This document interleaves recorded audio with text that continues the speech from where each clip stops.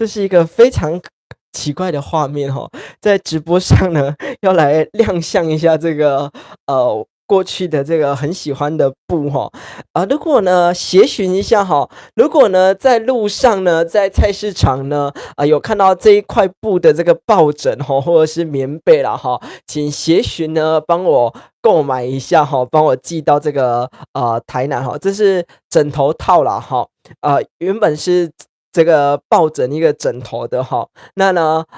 大家呢如果有机会的话呢，有找到的话呢，帮我协寻一下哈。那呢，为什么呢会把它拆起来呢？你看这个非常的新哈，因为呢，它的原样是什么呢？它的另外一条抱枕呢，我小时候在抱的抱枕哈，它已经是一个破破烂烂的模样哈，所以说呢，我非常非常的珍惜哈，把它收起来。可以看到呢，这个是20几年的这个枕头套哈，非常破烂，所以说呢，好奇怪的直播画面哦，为什么会在这上面亮相这个